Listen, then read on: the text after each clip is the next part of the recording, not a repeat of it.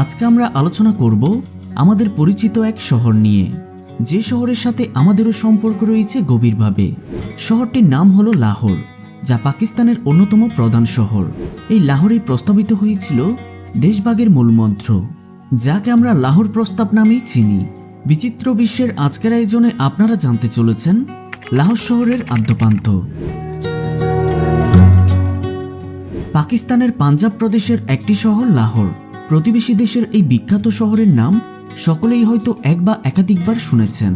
মসজিদ, গুরুদ্বার হোক কিংবা কাওয়ালি সঙ্গীত অথবা জিভে জল আনা খাবার, লাহোরের খ্যাতি বিশ্বজোড়া।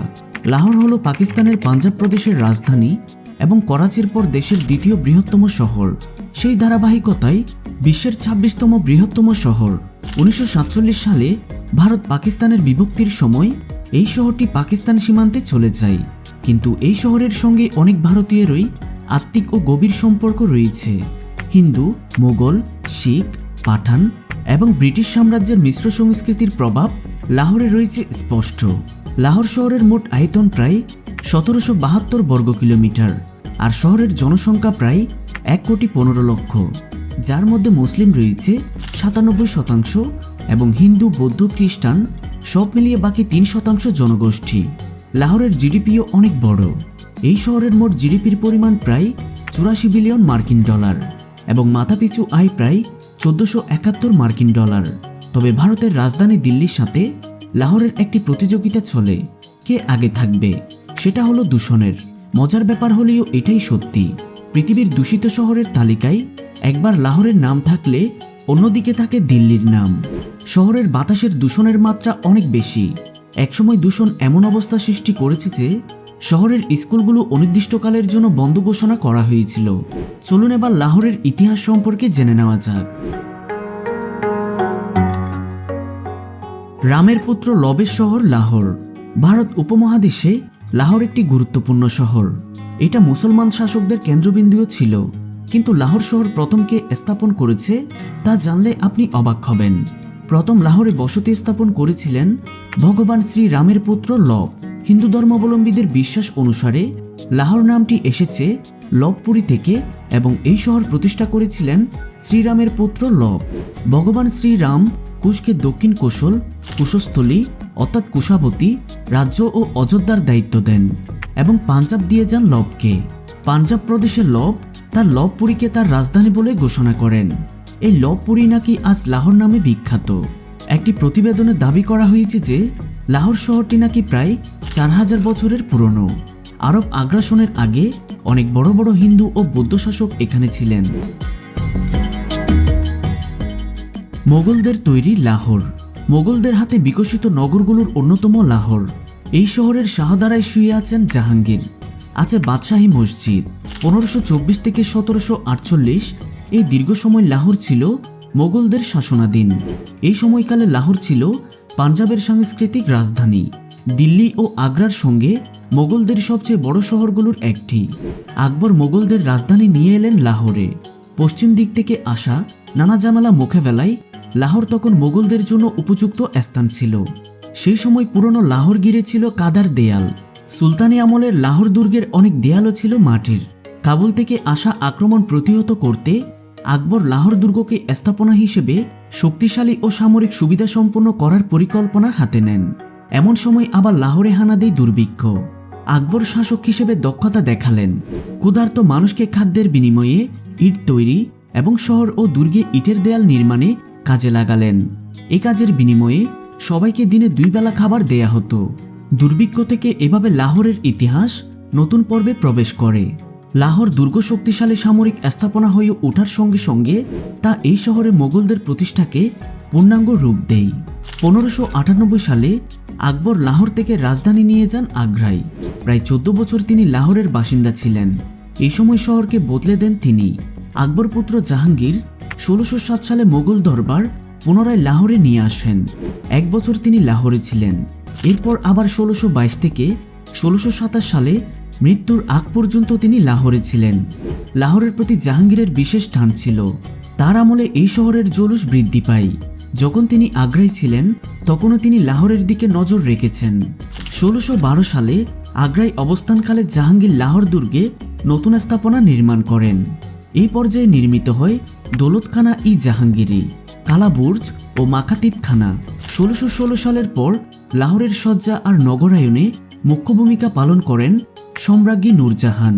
সে বছর তার পিতা ইতিমাদ উদ দৌলাকে লাহোরের গভর্নর নিয়োগ দেয়া হয়। পরবর্তী 16 বছর এই পরিবারের হাতেই লাহোরের প্রশাসনিক নিয়ন্ত্রণ ছিল। 1627 সালে জাহাঙ্গীরের মৃত্যুর সময় লাহোরের আয়তন ছিল ইস্তাম্বুলের চেয়ে বেশি, আর এর জনসংখ্যা ছিল 20 লাখ। এই জনসংখ্যা ছিল তখনকার লন্ডন কিংবা প্যারিসের চেয়ে অনেক বেশি। জাহাঙ্গীরের পর তার পুত্র শাহজাহানও লাহোরের বিভিন্ন স্থাপনা নির্মাণ করেন।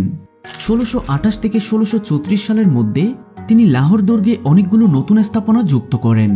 তাছাড়া লাহোরকে একসময় বাগানের শহরও বলা হতো, কারণ মোগল সুলতানরা এখানে অনেকগুলো ফুলের বাগান তৈরি করেছিল, যা এখন আর দেখা যায় না। 19 শতকের পাঞ্জাবি ইতিহাসবিদ লতিফের মতে লাহোর হয়ে উঠেছিল শিক্ষিত কবি, লেখক, দর্শন, বিজ্ঞান বিষয়ে পণ্ডিতদের আশ্রয়স্থল। বুখারা, সামারকন্দের মতো শহর থেকে পণ্ডিতেরা লাহোরে ছুটে আসতেন শিল্প সাহিত্য চর্চায়। চলুন এবার লাহোরের কিছু দর্শনীয় স্থান সম্পর্কে জেনে নেওয়া যাক। বাদশাহী মসজিদ। মোগল শহর হিসেবে লাহোরের দিকে তাকালে সবার আগে চোখে ভেসে উঠবে লাল ইটের অসামান্য এক স্থাপনা, বাদশাহী মসজিদ। লাহোর দুর্গের দিকে মুখ করে আছে এই মসজিদটি। উঁচু মিনার, গোলাকার গম্বুজ আর বিস্তৃত চত্বর নিয়ে মসজিদটি আজও পর্যটকদের কাছে আকর্ষণীয় এক স্থাপনা। কালে কালে লাহোরের মোগল ইতিহাসের প্রতীক হয়ে উঠেছে বাদশাহী মসজিদ, কিন্তু এর নির্মাণ পর্বে জড়িয়ে আছে মোগল ইতিহাসের এক রক্তাক্ত ভ্রাতিঘাতী সংঘাতের অধ্যায়। বাদশাহী মসজিদ পাকিস্তানের লাহোরে অবস্থিত, পাকিস্তান ও দক্ষিণ এশিয়ার দ্বিতীয় বৃহত্তম মসজিদ এবং পৃথিবীর 5ম বৃহত্তম মসজিদ। ষষ্ঠ মুঘল সম্রাট আওরঙ্গজেব 1671 সালে এই মসজিদটি নির্মাণ করেন এবং 1673 সালে নির্মাণ কাজ সম্পন্ন হয়। এই মসজিদটি সৌন্দর্যের দিক থেকে মুঘল সাম্রাজ্যের স্মৃতি বহন করে। শালিমার উদ্যান। পাকিস্তানের লাহোর শহরে অবস্থিত অত্যন্ত সুন্দর ও সাজানো গোছানো বাগান। মুঘল আমলের স্থাপনা হিসেবে 1641 সালে এর অবকাঠামো নির্মাণের কাজ শুরু হয়। পরের বছরই এর কাজ শেষ হয়। মুঘল সাম্রাজ্যের শাসক শাহজাহানের বিচারালয়ের সাথে জড়িত খলিলুল্লাহ খানের প্রত্যক্ষ তত্ত্বাবধানে উদ্যানের এই কার্যক্রমটি পরিচালিত হয়। তাকে সর্বাত্মক সহযোগিতা করেন আলী মর্দান খান ও মোল্লা আলাউল মুলক থানি। ভাগবানপুরার আরাইন মিয়া পরিবারের ভূমিতে এই স্থাপত্যটি নির্মিত হয়েছে। মুঘল সাম্রাজ্যে অনবদ্য সেবা দেওয়ার স্বীকৃতি স্বরূপ তিনি রাজকীয় উপাধি মিয়া লাভ করেন। তৎকালীন সময়ে গৃহস্বামী মিয়া মোহাম্মদ ইউসুফ সম্রাট শাহজাহানকে ইশাকপুরার এই জমিটিতে রাজ প্রকৌশলী কর্তৃক উদ্যান তৈরিতে ভালো অবস্থান ও মাটির গুণাগুণের কারণে সত্য ত্যাগ করেন।